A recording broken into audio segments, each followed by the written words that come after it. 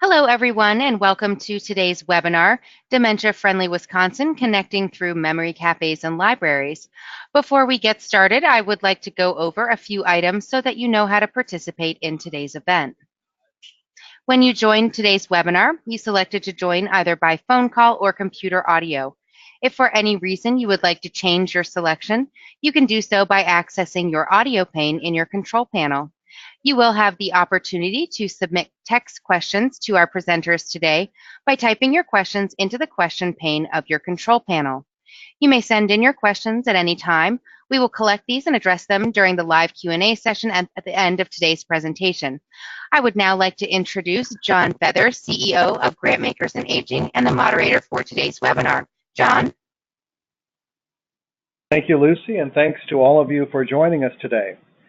I want to thank Bader Philanthropies of Wisconsin for supporting today's webinar and for supporting Grantmaker and Aging's efforts to provide resources and awareness to the philanthropic community about the impact of Alzheimer's disease on families and communities. As communities across the country are working towards becoming dementia-friendly, libraries and memory cafes can play a key role in connecting dementia-friendly efforts to other programs that are provided for people with memory loss. We are so pleased today to be joined by two groundbreaking memory cafe programs in Wisconsin who will share their learning and advice for creating a memory cafe program in your community. Joining us today are Dr. Susan McFadden, who is Professor Emerita of Psychology at the University of Wisconsin at Oshkosh.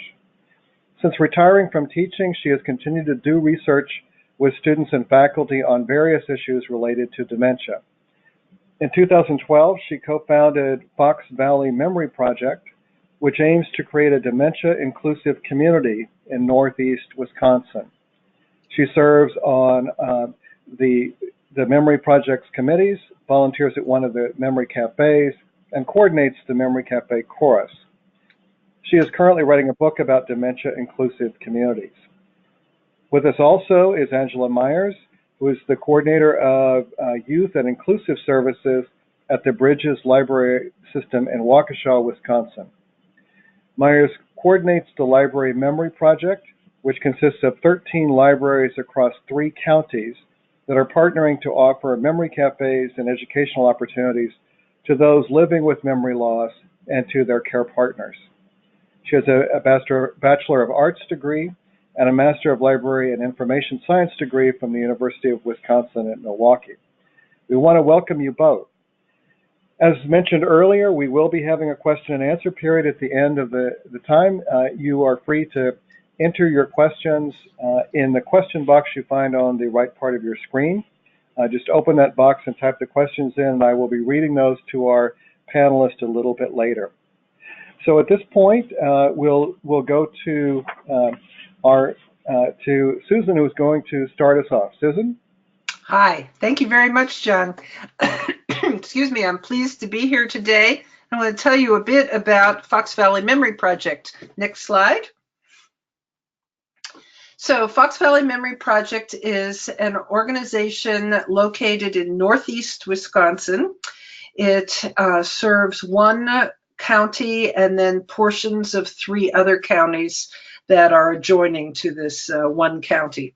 It began in 2011 and 2012, and I'm going to give you a little bit of history about that, but I want to tell you that just this past August 2018, we became our own 501c3 not-for-profit organization. Prior to that, we had a fiscal agent, and we got our start with this fiscal agent and then decided it was time for us to leave the nest. So we did that. This is our new logo. We are rolling out a new web platform in about a month, and we are on Facebook. And I would recommend, if you're interested in the work that we do, to friend us on Facebook, because we post a lot of pictures from our memory cafes. And in this case, really, a picture is worth 1,000 words. So next slide. A lot of people wonder what memory cafes are, so I tried to put together a simple definition that they offer people with dementia and care partners the opportunity to enjoy regular, enjoyable social interaction with others in similar circumstances. And it's a safe, welcoming, stigma-free environment. We always check to make sure that the environment is safe, that it's easily accessible for people who might have mobility issues, make sure it's got accessible bathrooms, etc. We hold our memory cafes in many different locations. Some of them happen in real cafes, often at the times when there's not too many people there. For example, as soon as this webinar is over, I am going to take off my headset and dash to a memory cafe that happens in an actual cafe.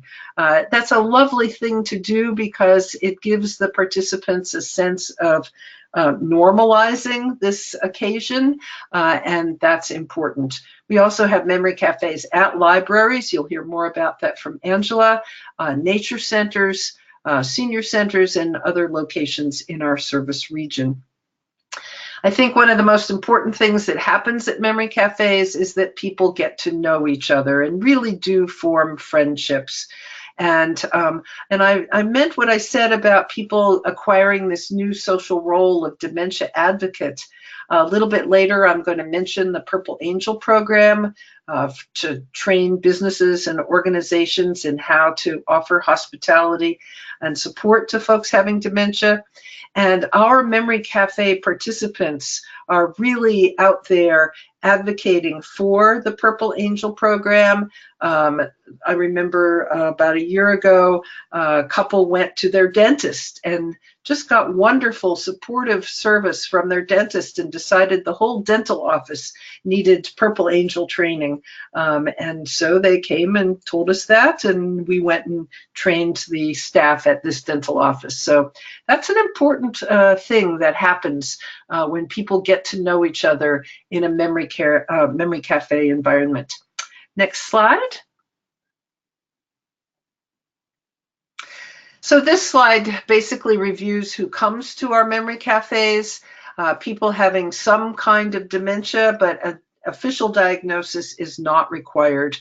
We often say that you do not have to present your diagnosis at the door. It's important for people to understand that memory cafes are for people living with dementia, but we don't insist that they tell us exactly how they're diagnosed. And another thing is that we do not specify that you have to be in the early stages of the dementia process, because we have a number of people coming to our memory cafes whose dementia has progressed.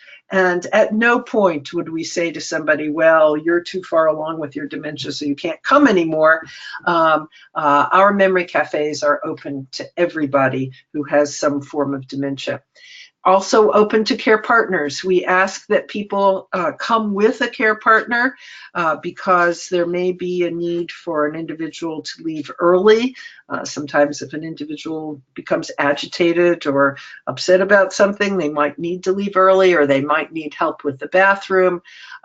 So we're always asking people to come with a care partner.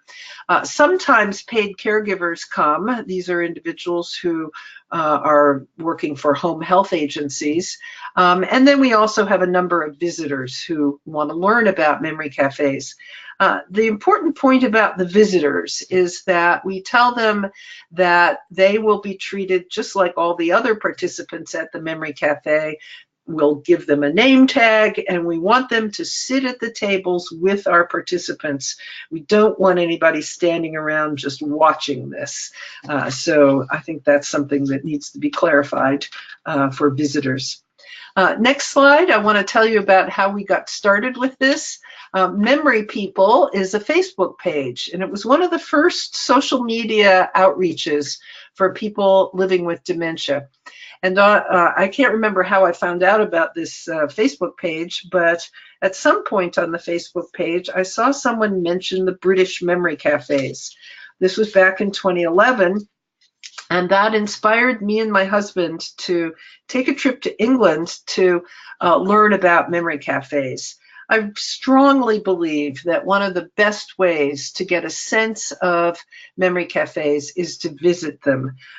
There's a lot of articles out there that you can read. There are toolboxes on the web for how to put together memory cafes, but I think that you also need to go and visit. So if any of you are in Northeast Wisconsin or passing through our region, contact me. I'd be happy to have you come to one of our memory cafes.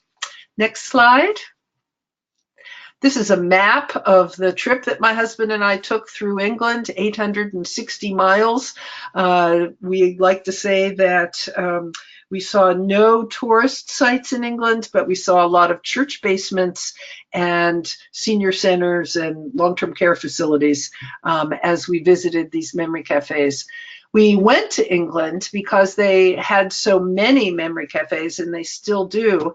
Interestingly, their memory cafes were developed initially through the Rotary clubs in England.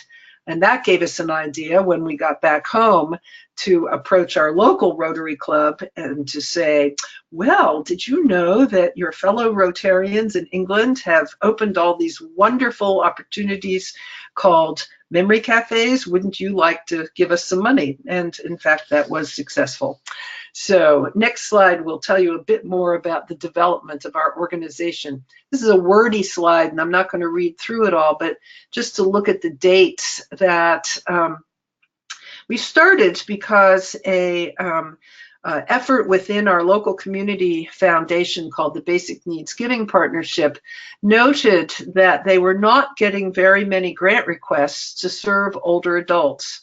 And so they put together this Aging Initiatives Task Force that was to try to come up with some ideas for how older people might be better served in our communities and what kind of funding that might take.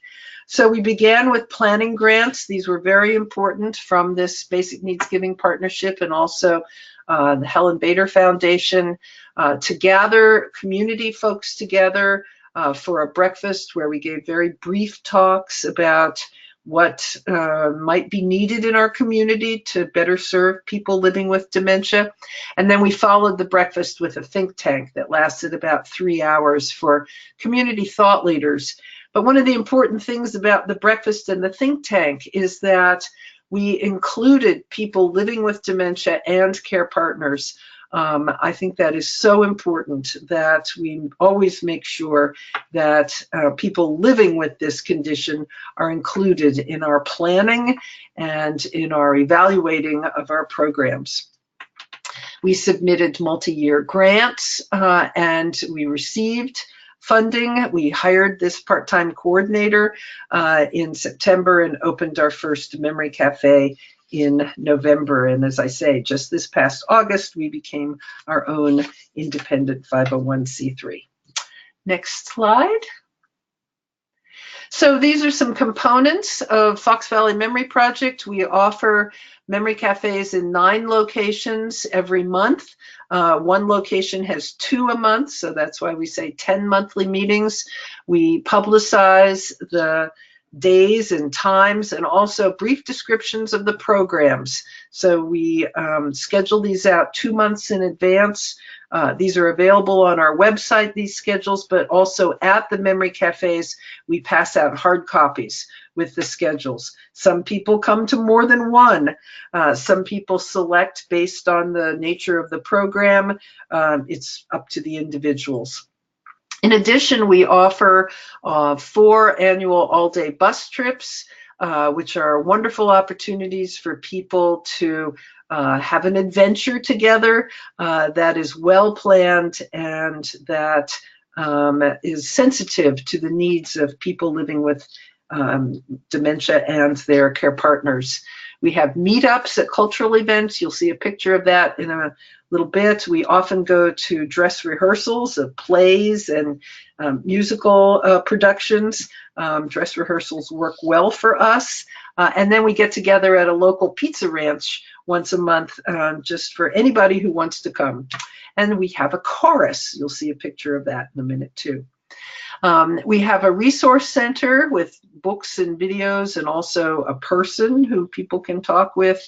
We do a lot of community education. I'll describe that in a minute.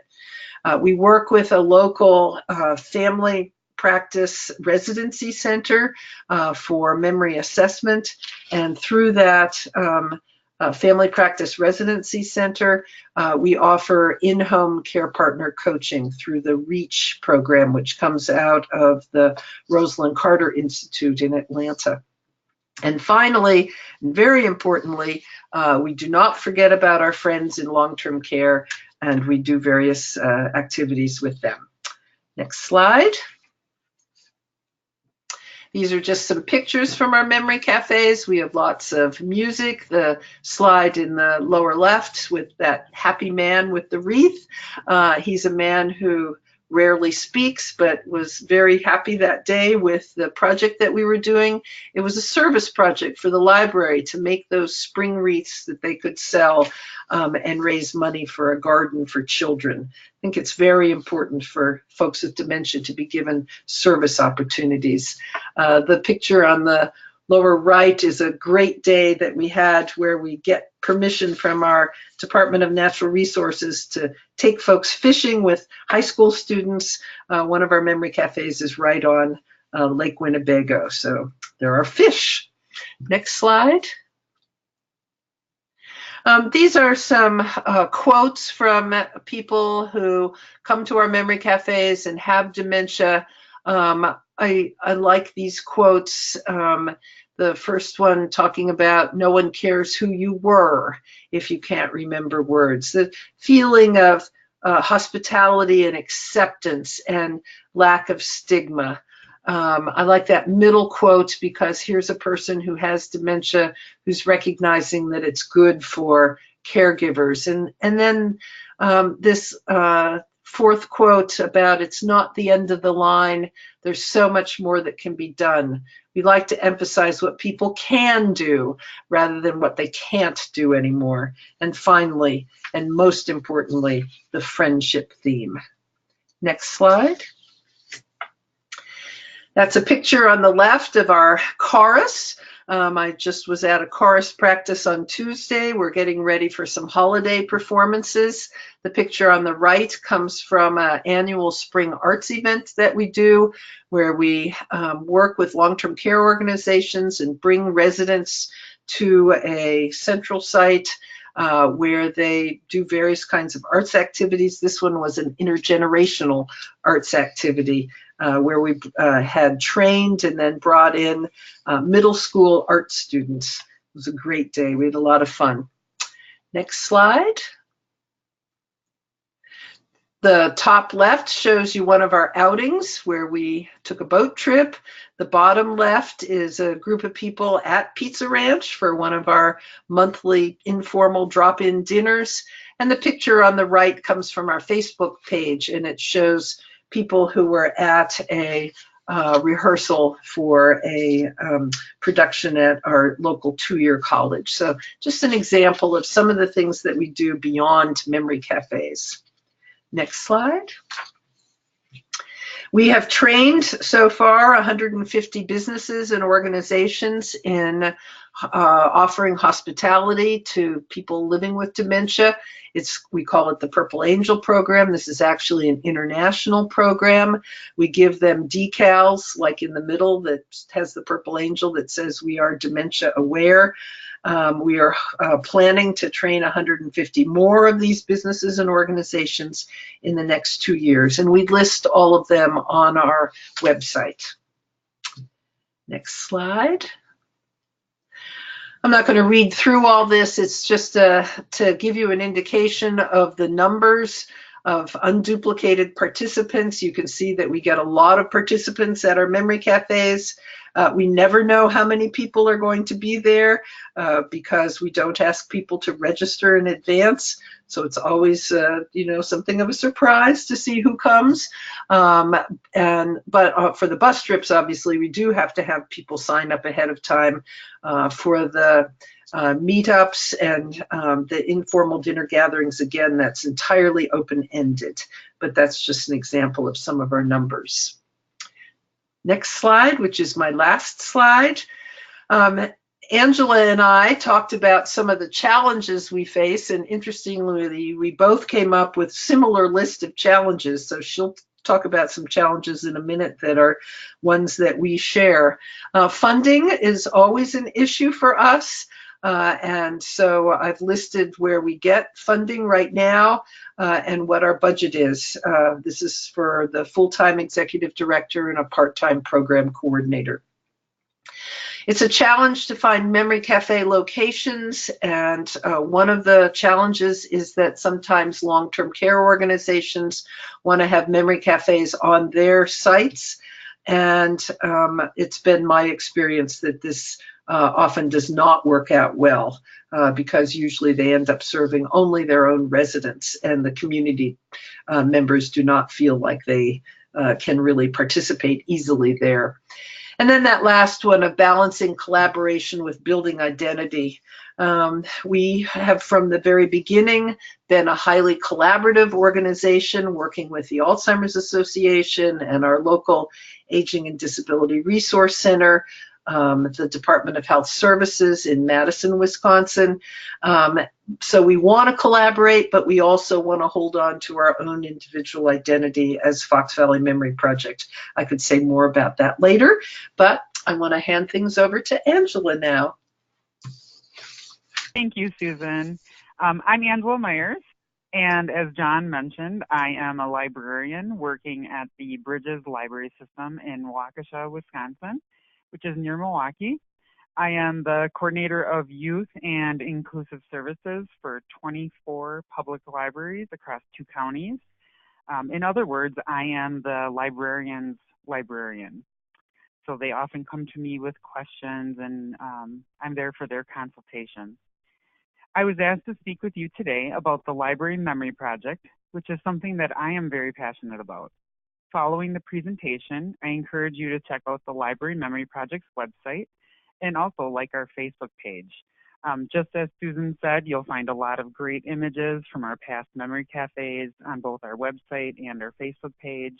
And it's a great way to get a glimpse of what one might find at a memory cafe. Next slide. Susan mentioned earlier that memory cafes offer people living with dementia and their care partners the opportunity to enjoy regular, enjoyable social interaction with others that are along the same journey in a safe, welcoming, and stigma-free environment. Memory cafes are different than traditional library programs in that we aren't providing a lecture or presentation for 45 minutes and then leaving approximately 15 minutes for Q&A. Memory cafes are a social time to get together with others on a similar journey to learn, express, and have sensory stimulation, reminisce, form friendships, and celebrate. The memory cafes that I'll be sharing about are offered monthly at our public libraries and are 1.5 hours in length. We intentionally leave half the time for conversation among the attendees. We find that the cafes are beneficial for those with dementia as well as their care partners. We see care partners checking in with each other during the cafes, and some get together outside of the cafes for social activities such as dinner or going to a show. Here are a few pictures from the memory cafes held at various public library locations. In the photo on the upper left, participants are viewing real butterfly specimens with magnifying glasses. Although they are not alive, they have been frozen to avoid decomposition. Participants were learning how butterfly wings are covered with tiny scales, which make them waterproof, and therefore able to withstand the rain and humidity in the rainforest during migration. Participants were invited to use eyedroppers to drop water on the wings to observe if the water soaked in or repelled. This program was provided by the Milwaukee Public Museum Spark program, so we were very fortunate to have these butterflies at our memory cafe. In the photo in the upper right, participants create rhythm together, which helps build and celebrate community. This memory cafe provided a basic introduction to hand drumming and support rhythm so participants can play confidently with others. It has been our experience that those who are typically more withdrawn become more engaged while participating in a memory cafe that involves music. In the photo in the lower left corner, it shows two women conversing. These two women, one care partner and one person living with memory loss, met at the memory cafe and have formed a special connection, talking about their shared interest, grandchildren. And the photo in the lower right is of a care partner named Kim, proudly sharing his completed Zentangle artwork. He planned to put his name on the back and send it to his grandchildren to display on their refrigerator, just as they send him artwork to display on his. If you are not familiar with the art of Zentangle, it is a way of creating beautiful images by drawing structured patterns. It allows you to focus on each stroke and not worry about the results. Next slide. I want to share with you our origins. I first learned about memory cafes by attending a Wisconsin library conference in 2013.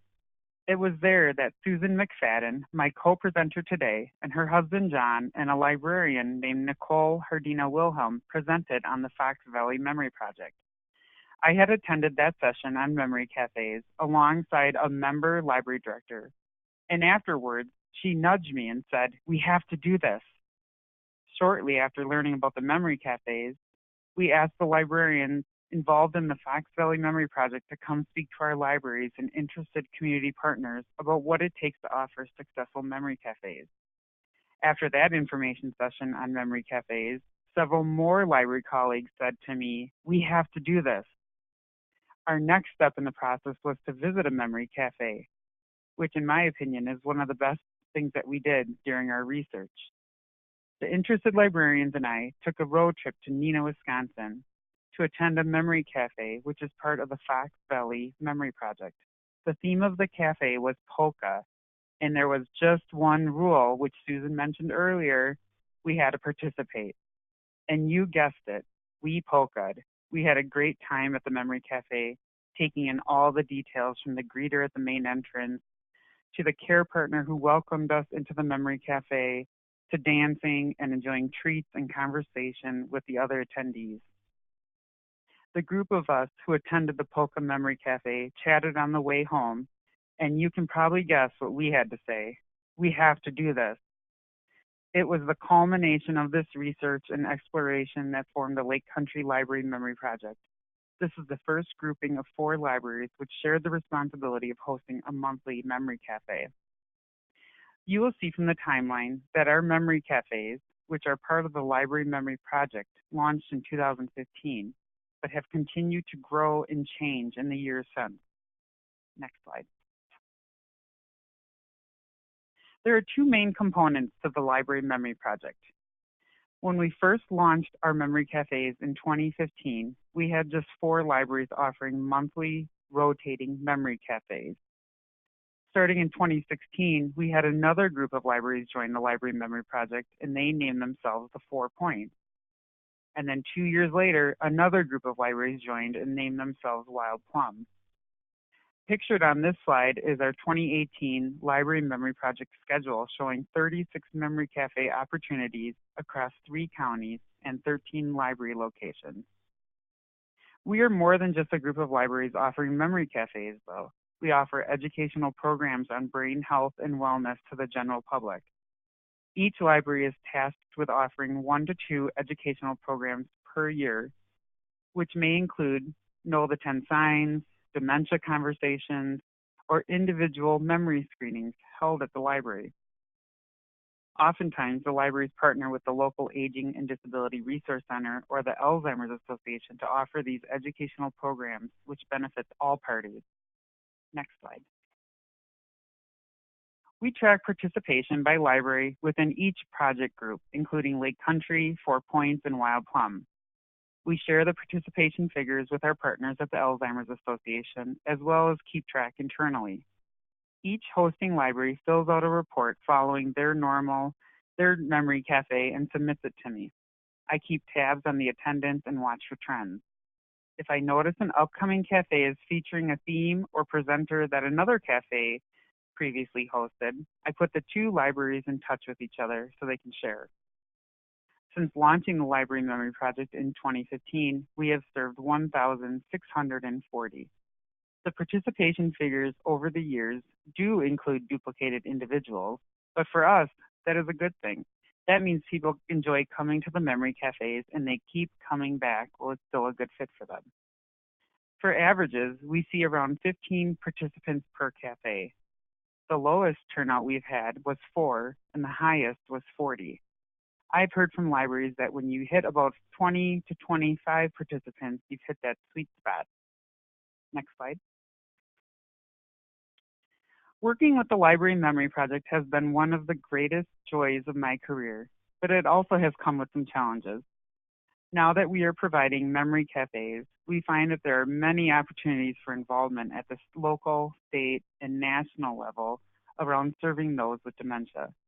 Sometimes it means having to step back and prioritize where your staff and energies will be best used. For instance, over the years, many of our library staff have been through training and their libraries are now considered dementia-friendly.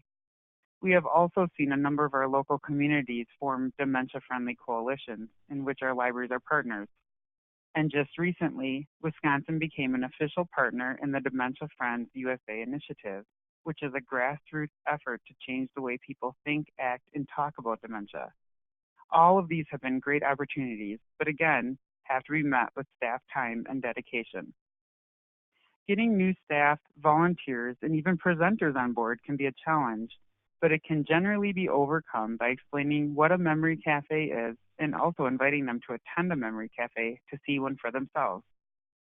The most challenging part of working with so many libraries is training the memory cafe facilitators and keeping up with training due to staff turnover.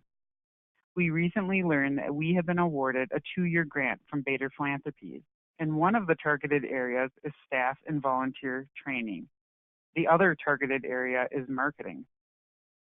A continuous challenge of a program in which the participants are cyclical is the need to reach new audiences as their circumstances change. Necessary is getting the word out about the memory cafes and investigating new marketing opportunities and funding proven ones, participating in outreach projects to promote memory cafes, and providing printed materials such as schedules and flyers and branded promotional materials. And last, one of our challenges we face is losing our participants as a result of the disease. We welcome new attendees at almost every cafe, but those who have lost their battle to the disease are not forgotten. Next slide. The benefits of offering memory cafes have been numerous. We have been lucky to have Dottie and Mary, volunteers pictured here, as part of our 4 Points Library Memory Project. Mary and Dottie became fast friends and registration buddies at the Memory Cafe. They are very attuned to the needs of our participants and help keep us in the loop on things like when registration supplies run low or when an attendee may need additional assistance or a connection to resources. We've built strong partnerships with the Alzheimer's Association and the local Aging and Disability Resource Center, and we feel that we can call on them for more than just memory cafes. When the idea was proposed to rotate memory cafes from library to library, we were told it would never work. It was too complicated. We have proven otherwise, and I think sharing the cafes has actually strengthened our libraries and the library staff's network. And last, we have found that memory cafes can be replicated right within our own project and throughout Wisconsin. Next slide.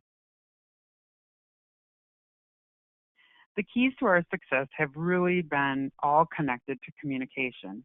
It's imperative to have good communication between the partners and member libraries. In my role as the project coordinator, I work to make sure all the moving parts keep moving. Most of my role in the Library Memory Project revolves around helping to form and maintain collaborations by attending some memory cafes, providing targeted email communications, and coordinating in-person meetings to ensure that all parties are communicating and sharing with each other. Our partners have been a huge part of our success of this program, from helping with the formation of the groups, attending memory cafes and providing resources to the families, to providing educational programs for our member libraries on brain health and wellness. And last, the marketing the project on a regular basis has been one of the keys to our success. The marketing we have done of the project would not be possible without the generous funds from Bader Philanthropies in both 2016 and 2018 to help move our marketing efforts forward. Next slide. What's next for the Library Memory Project? We meet at least once a year for each project group. That includes Lake Country, 4 Points, and Wild Plum. But this fall, we pulled everyone together from all 13 libraries for an all-memory cafe facilitators meeting. We talked about the benefits of memory cafes to those who attend, shared program successes and challenges, and also took part in a virtual dementia tour. The larger meeting was a success, so we plan to hold these at least annually going forward. With our recently awarded Bader Philanthropies grant, we will be doing some staff and volunteer training about working with individuals with memory loss and how to effectively run a memory cafe. This will come in handy as we are expanding once again in 2019 to include 2 additional libraries which will offer memory cafes, and their name is Purple Spring. And earlier this year, I was trained as a Dementia Friends Master Trainer. As I mentioned previously, Dementia Friends is a grassroots effort to change the way people think, act, and talk about dementia. My goal is to train a number of our member library staff to become champion trainers, and in turn, train the general public as Dementia Friends. Next slide. Susan and I have a handful of resources we would like to share with you. The Wisconsin Alzheimer's Institute put together 3 best practice guides that you may find useful in your research. The topics include dementia-friendly libraries, memory cafe programs, and dementia coalitions. All of these guides are available for free download. Next slide. Here you will find the link to our respective memory projects as well as a memory cafe toolkit and handbook. The toolkit details how you can start a neighborhood memory cafe and includes the nuts and bolts such as activities, budget, and marketing. It's a great resource if you're interested in learning more about the ins and outs of starting a memory cafe. Next. Susan and I also welcome your questions via email or phone, which you can find listed here. Now I will turn it back to John to facilitate the live Q&A section. Thank you so much. Really appreciate this. I think for a lot of people, including people that have been involved with Alzheimer's disease and dementia care for a long time, this is a very different approach and a very important one to bring these issues into the community in a variety of ways. So we do have some questions, and I want to reiterate that you can enter your questions in the question box. You just open that box and type in your questions, and I will be asking those questions as we move forward here. So let's start with a little bit of the, because part of our audience here is funders, and particularly local funders. What is it that local funders can do to be helpful to your program? Are there suggestions that you have for local funders about what it is they could particularly do to facilitate the work that you're doing? And I'll let either one of you start with that one. Well, excuse me, this is Susan. That's a wonderful question. There are a lot of gaps, and you know, I'm very enthusiastic and supportive about memory cafes, and I want to see them spread throughout the country because I have witnessed over the years just the marvelous responses that we get both from the persons living with dementia and also care partners. But there are gaps, excuse me. And just like our community foundation came to us in 2011 and said, you know, we're not really getting enough proposals that deal with older adults, it would be wonderful for funders to say to people, What's happening in your community in terms of respite care for people living with dementia? Is there some way that local respite care supports could be opened up for individuals? Or what if a funder came to an organization like ours that is doing work with memory cafes and said, you know, there are a lot of people with intellectual and developmental disabilities who are aging into dementia. What are you doing for those persons? Is there some way that we could help you serve that group of people? There are individuals with younger onset dementia who may not want to come to memory cafes that are populated largely by people in their 70s, 80s, and 90s. What other ideas might we have for people who are in their 40s and 50s who have received dementia diagnosis? So I think there's a lot of organizations out there that would be excited to consider new opportunities and to carry them forward in collaboration with funding organizations. Great, thank you. Angela, this is a question for you. You talked about how marketing was the key and would not have been possible without the support of Bader Philanthropies. Could you share more about what the promotional strategies were and how they worked in your communities? Sure.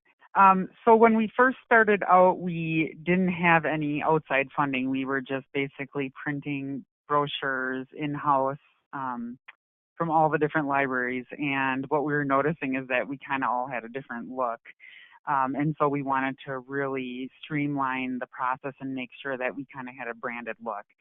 So we took a look at that and we created a marketing plan, which would include kind of like branded materials from flyers to brochures to things that we hand out at community fairs to get the word out.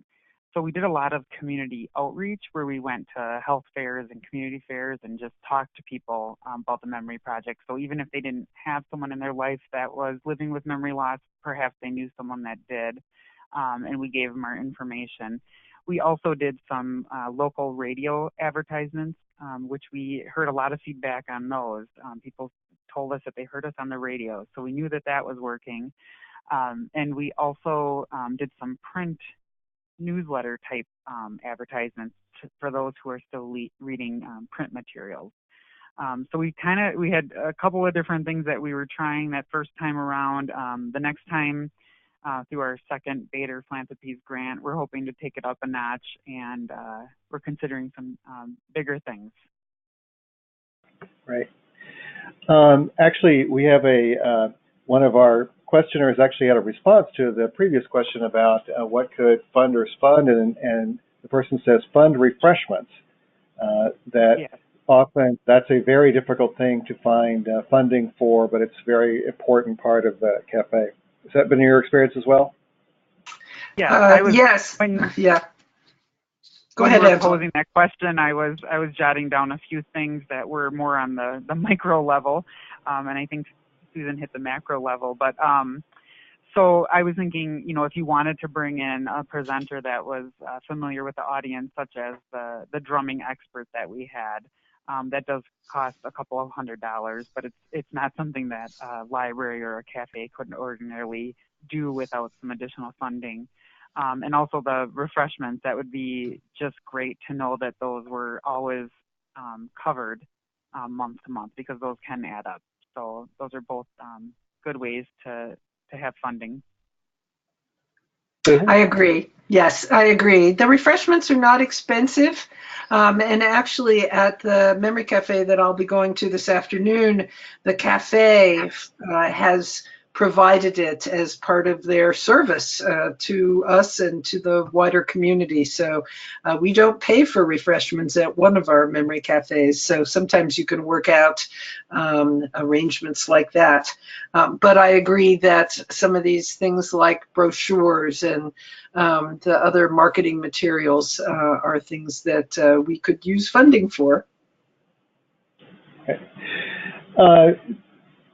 The presentations obviously are very positive.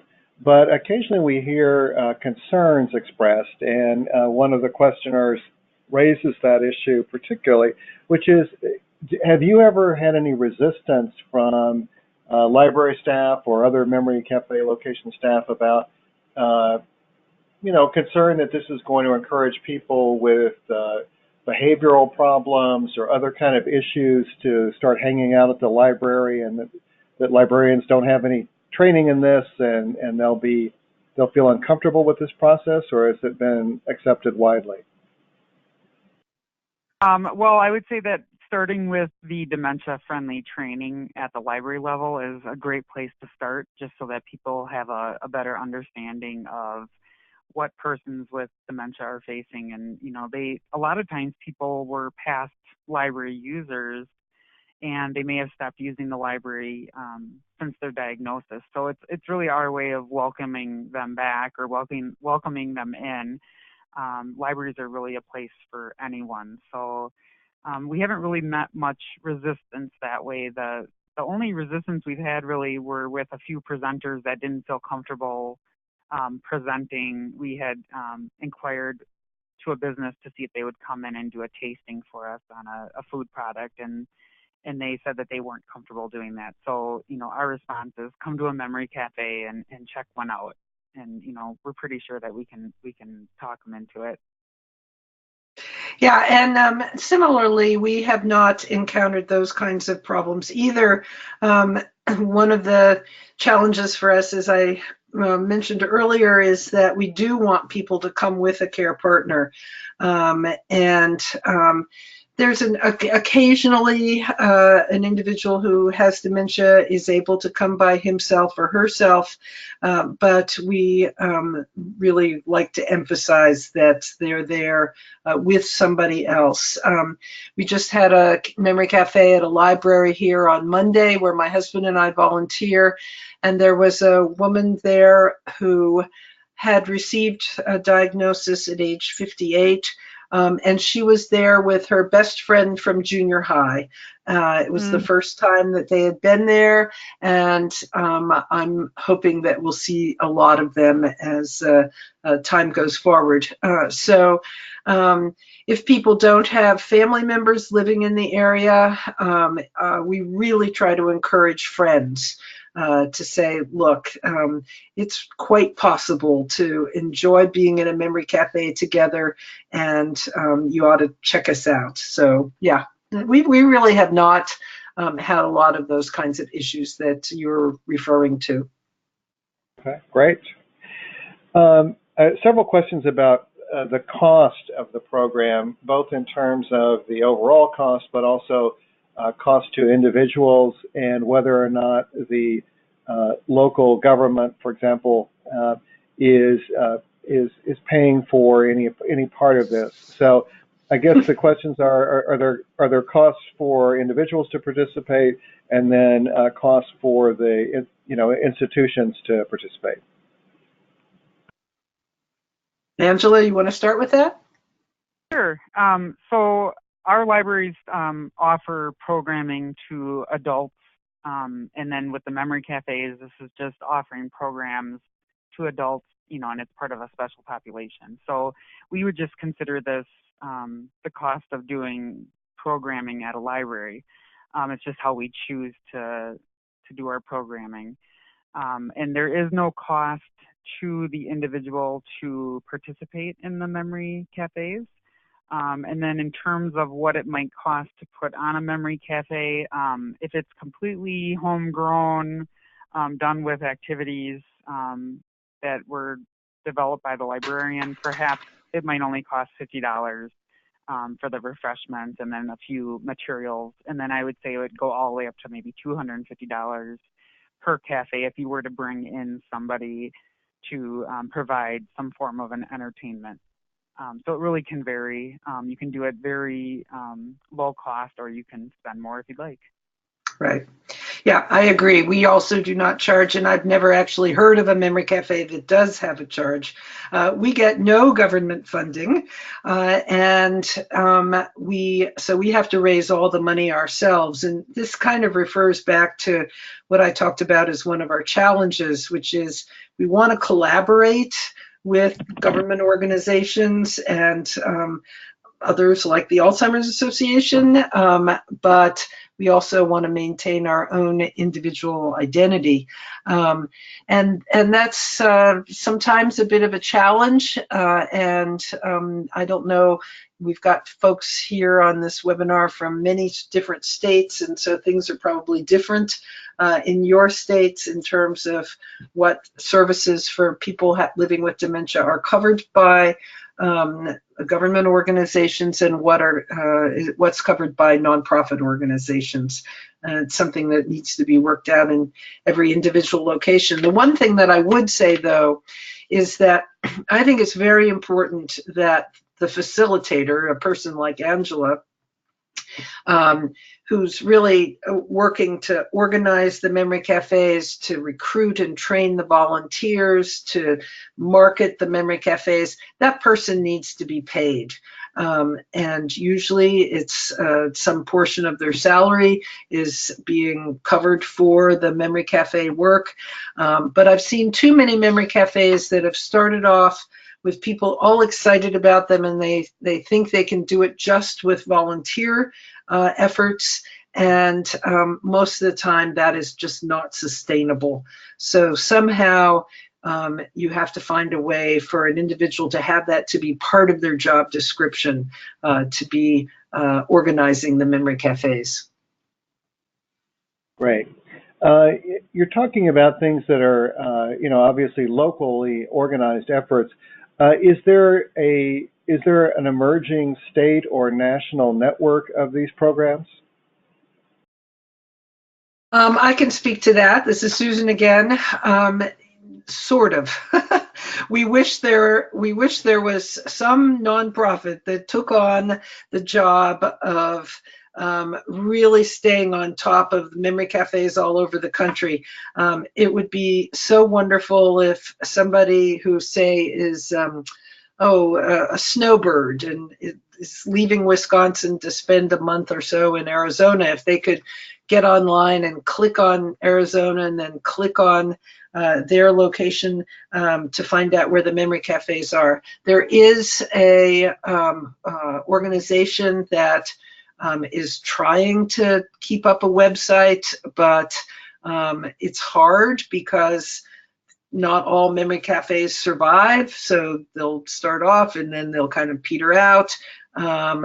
But that's definitely something that is needed. So there are informal organizations.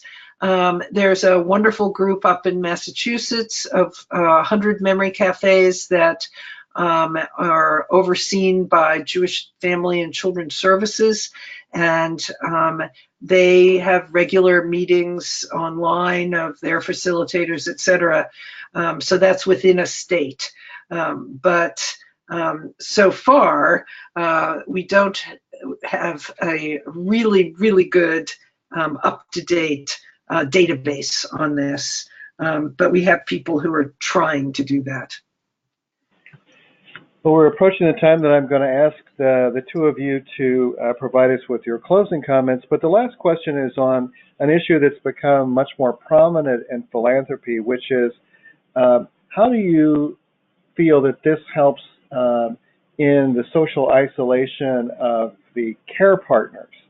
And do you have examples of how that program works for them and how you might want to expand it in the future? And Angela, why don't we start with you on that one? Sure. So as Susan mentioned, we do encourage people to come along with a care partner, and it really just helps kind of with the whole vibe of the program. It's really kind of a one-on-one or two-on-one type of a thing.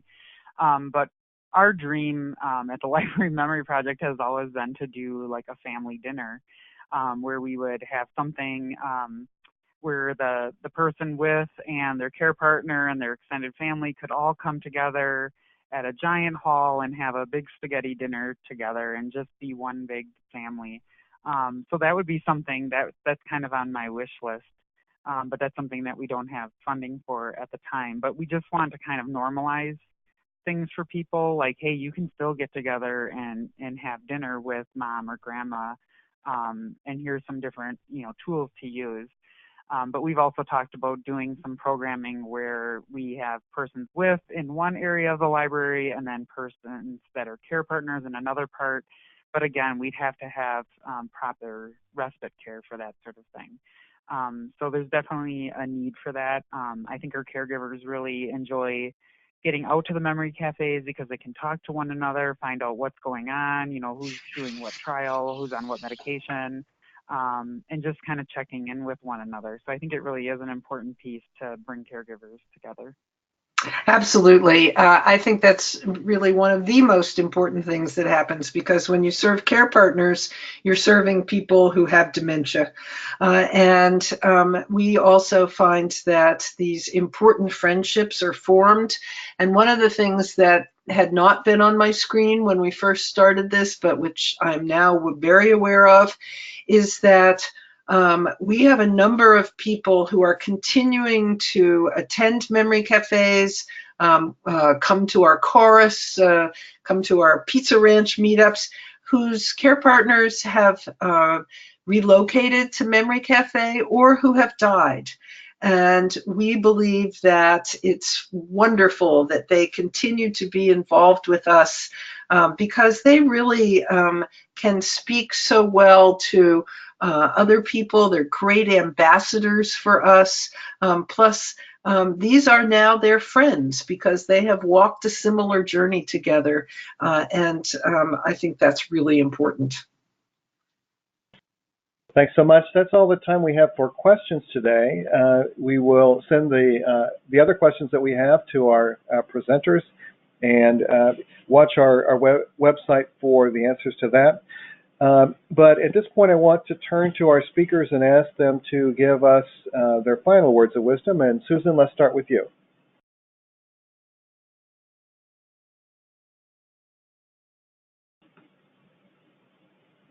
Susan, are you there? Angela, are you there? Now I'm there. I'm sorry, I was muted. I would encourage anybody who is seeing this need for social engagement in a stigma-free environment to visit a memory cafe, to get in touch with us to learn more about it, and really spread the word. It is a huge need within our communities. John, you mentioned social isolation before. That is enormously challenging for people living with dementia. And I think that the memory cafes are really doing a good job of meeting that need. Angela? I would say something very similar. Of course, being a librarian, I think you should do some research and find some potential partners that have similar goals to you. And don't be afraid to start a memory cafe. Many of our memory cafe facilitators say that they get just as much out of the memory cafes as they think their attendees do.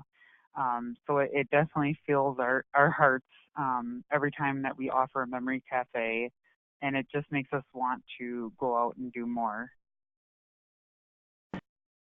I want to thank Dr. Susan McFadden and Angela Meyers. We thank you for all that you do to bring dementia-friendly work to your communities and beyond in venues like today. We also want to thank Bader Philanthropies for their support of this webinar and the John A. Hartford Foundation for their support of our webinar series. We will be making today's presentation available to anyone who wishes to view it later, including both the slides and the audio. Please watch for an email to be sent within a few days, or you can always go to our website, which has a webinar page on it. And finally, I want to thank all of you for participating in today's webinar. Have a great Thanksgiving and have a great day. Thank you.